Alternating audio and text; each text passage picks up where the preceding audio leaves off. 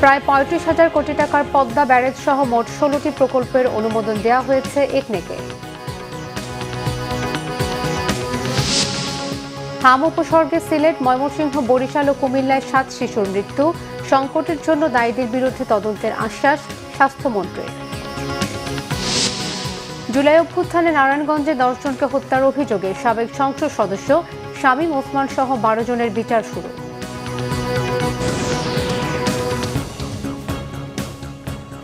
দেখছিলেন crown cement সংবাদ শিরোনাম। এবারে বিস্তারিত। দেশের ২৪টি জেলার নদীতে পানি সরবরাহ ঠিক রাখতে পদ্মা ব্যারেজ প্রকল্পের অনুমোদন দেওয়া হয়েছে একনেক সভায়। বিএনপি সরকারের তৃতীয় একনেক সভায় এই অনুমোদন দেওয়া হয়। সচিবালয়ে অনুষ্ঠিত বৈঠকে সভাপতিত্ব করেন প্রধানমন্ত্রী ও একনেক সভাপতি তারেক রহমান। ৭ বছর মেয়াদে নির্মাণ হতে যাওয়া পদ্মা ব্যারেজে খরচ ধরা হয়েছে প্রায় ৩৫,০০০ কোটি টাকা, যার সম্পূর্ণ অর্থ আসবে সরকারের কোষাগার থেকে। একনেক বৈঠকে ২৪,০০০ কোটি টাকার ১৬টি প্রকল্পের অনুমোদন দেন প্রধানমন্ত্রী তারেক রহমান। সভা শেষে পানি সম্পদ মন্ত্রী শহীদ উদ্দিন চৌধুরী অ্যানি জানান, পদ্মা ব্যারেজ দিয়ে বর্ষার পানি, প্লাবনের পানি রিজার্ভ করা হবে, যা দিয়ে ২৪ জেলার ৭ কোটি মানুষ সারা বছর কৃষি সুবিধা পাবেন। লবণাক্ততা কমবে দক্ষিণ পশ্চিম অঞ্চলের। পদ্মা ব্যারেজ যেহেতু বাংলাদেশের স্বার্থে দেশের ভেতর নির্মাণ হচ্ছে, তাই ভারতের সঙ্গে আলোচনা করার কিছু নেই বলেও মন্তব্য করেন পানি সম্পদ মন্ত্রী। সিলেটে ৩ শিশু সহ ময়মনসিংহ, বরিশাল ও কুমিল্লায় হাম উপসর্গ নিয়ে ৭ শিশুর মৃত্যু হয়েছে। নতুন করে ভর্তি হয়েছে আরও অন্তত ২০০ রোগী। সিলেট বিভাগে ভয়াবহ আকার ধারণ করেছে হাম ও রুবেলার প্রাদুর্ভাব। গত ২৪ ঘন্টায় হামে আক্রান্ত হয়ে আরও ৩ শিশুর মৃত্যু হয়েছে, যার মধ্যে এক শিশু কানাইঘাটের আর অন্যজন সুনামগঞ্জের জগন্নাথপুরের। এ নিয়ে সিলেটে হামে ৩১ শিশুর মৃত্যু হলো। একই সময় নতুন করে হাসপাতালে ভর্তি হয়েছে আরও ৯২ জন। ময়মনসিংহ হামের পরিস্থিতি ভয়াবহ। জেলা মেডিকেল কলেজ হাসপাতালে গত ২৪ ঘন্টায় হামে চিকিৎসাধীন ২ শিশুর মৃত্যু হয়েছে। এ নিয়ে চলতি বছর হামে মোট ৩১ শিশুর মৃত্যু হলো। মৃত ২ শিশুর মধ্যে একজন জামালপুর এবং অন্যজন ময়মনসিংহের ঈশ্বরগঞ্জের। এছাড়াও আইসোলেশনে নতুন ভর্তি হয়েছে আরও ২৩ শিশু। কুমিল্লায় হাম উপসর্গে ৫ মাস বয়সী এক শিশুর মৃত্যু হয়েছে, যা নিয়ে মোট মৃতের সংখ্যা বেড়ে ৭ জনে দাঁড়িয়েছে। এর বাইরে বরিশাল শেরেবাংলা মেডিকেলে গত ২৪ ঘন্টায় হামে আক্রান্ত হয়ে মৃত্যু হয়েছে এক শিশুর, যা নিয়ে এখন পর্যন্ত বিভাগে মোট মৃত্যু হল ৩৩ শিশুর। বিভিন্ন হাসপাতালে চিকিৎসাধীন ৪,৭৬৮ জন। হামের পর্যাপ্ত টিকা আছে, জুন থেকে শুরু হবে ভিটামিন এ ক্যাম্পেইন, জানিয়েছেন স্বাস্থ্যমন্ত্রী সরদার সাখাওয়াত হোসেন।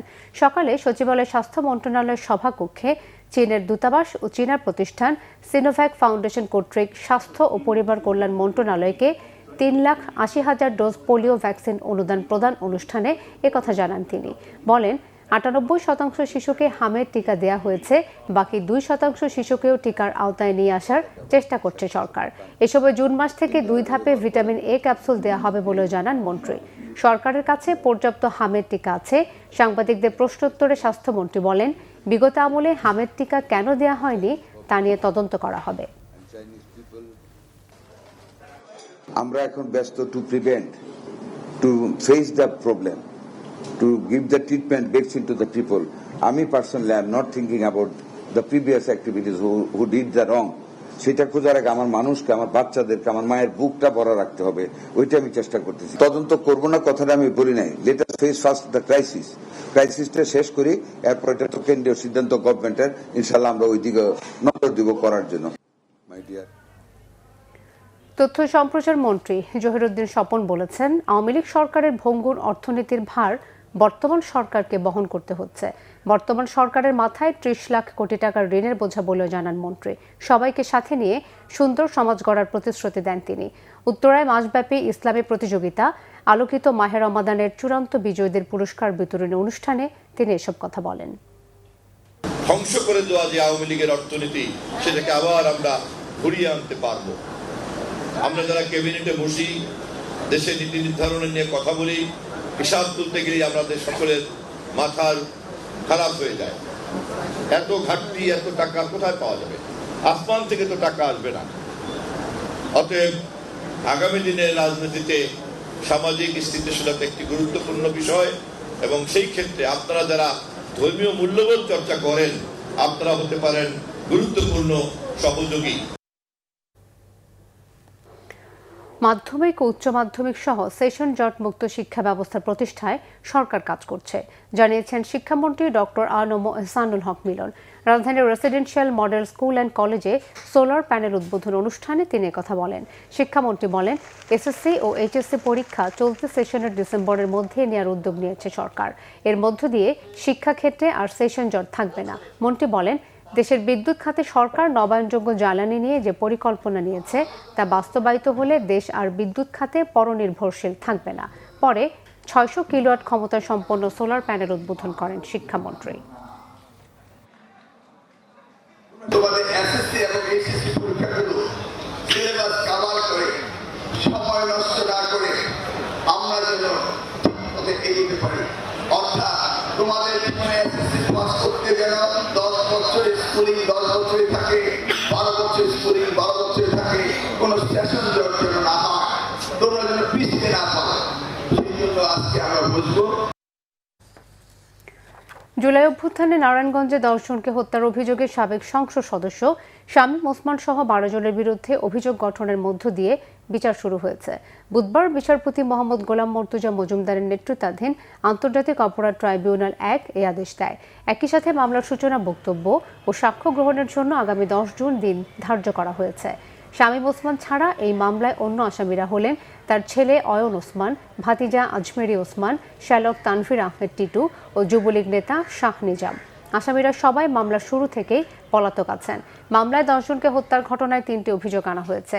63 জন সাক্ষীর সাক্ষ্য গ্রহণের পাশাপাশি তথ্য প্রমাণ হিসেবে 16টি অডিও ভিডিও ক্লিপ ট্রাইব্যুনালে জমা দিয়েছে প্রসিকিউশন। আন্তর্জাতিক, কূটনৈতিক বা সামরিক যে কোনো উপায়ে ইরানের বিরুদ্ধে বিজয় অর্জনের দৃঢ় প্রত্যয় ব্যক্ত করেছেন মার্কিন প্রেসিডেন্ট ডোনাল্ড ট্রাম্প। এদিকে ইরানের বৈধ অধিকার না মানলে কূটনৈতিক বা সামরিক লড়াইয়ে পরাজয়ের প্রস্তুতি রাখতে ওয়াশিংটনকে পরামর্শ দিয়েছে তেহরান। প্রায় 1 দশকের বিরতিতে চীনের উদ্দেশ্যে দেশ ছাড়ার আগে ইরান সহ বিভিন্ন বিষয়ে কথা বলেছেন মার্কিন প্রেসিডেন্ট ট্রাম্প। তিনি বলেন, যুক্তরাষ্ট্রের বিরুদ্ধে জেতার সুযোগ নেই ইরানের। অনিশ্চিত গন্তব্যে থাকা তেহরানের সাথে শান্তি চুক্তি পরিণতির দিকে নিতে বেইজিংয়ের সহায়তা চাওয়ার গুঞ্জন নাকচ করেছেন তিনি। বলেছেন, এক্ষেত্রে চীনের প্রেসিডেন্ট শি জিনপিং এর সহায়তা লাগবে না। যুদ্ধবিরতিতে থাকা ইরানে আবার সামরিক অভিযান শুরুর বিষয়টি গুরুত্বের সাথে বিবেচনা করা হচ্ছে বলে প্রেসিডেন্ট ট্রাম্প সতর্ক করে দেন।